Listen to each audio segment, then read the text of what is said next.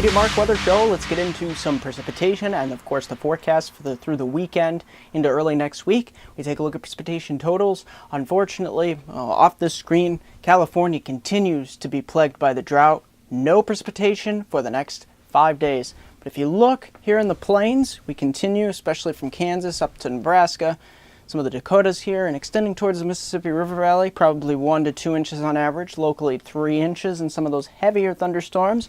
And here in the east, you'll notice that bullseye of moisture here across New York, Pennsylvania, and western New England on up to into southern Ontario. That's where we'll see the 2 to 3 inch amounts, mainly during the day on Friday. Let's take a look at Friday's heavy rain event possible for the northeast here. If we take a look here, a lot of darker greens here with the heavier flood threat here. Some areas could have some flash flooding, although I don't expect a major widespread flood event. We will be talking about areas such as Binghamton over towards Harrisburg and extending westward over towards Pittsburgh, Erie, and possibly Syracuse and on up into the Adirondacks of New York.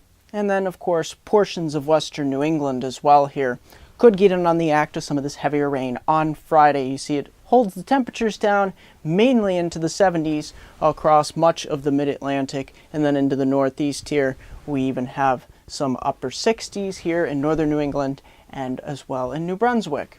So that heavier rain will be pushing east for the weekend. It wraps up into the northeastern part of New England here. When we start to dry things out, we'll have to deal with a little bit of scattered shower activity in New England and New Brunswick on your day, mainly early Saturday. But we'll look at this. Abundant sunshine builds in as high pressure builds in, drier air, and look at this, a stellar weekend from Cleveland over to Pittsburgh and Binghamton, Albany, and extending northward towards Burlington and all the way back towards Ottawa here. We'll be looking at wall-to-wall sunshine. Even New York City could get on the act as it burns that marine layer away.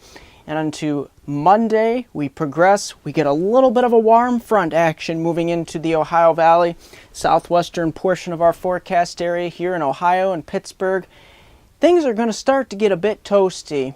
So we're going to be looking at mid to upper 80s in some areas here around the southern Great Lakes and extending up towards portions of the northeast as well. A lot of 70s abundant here in northern part of New England as well. So we'll be warming it up for everybody into southeastern Canada as well. So look at that nice weather. We're really getting into summertime activity. Don't forget to send in your photos and videos here to MeteoMark for interesting weather or nature. I'm going to have a 5-day outlook for my hometown viewers. In the Susquehanna region of upstate New York, Susquehanna region of northeast Pennsylvania. Don't forget to like me on Facebook at MeteoMark, subscribe to me on YouTube at MeteoMark.com. Here's that 5-day outlook from Binghamton to Scranton. Look at this, heading on towards the end of the week into the weekend.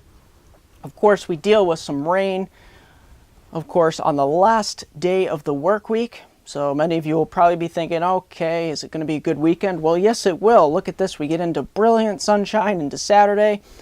We're bumping it up towards the near 80 for Sunday as well.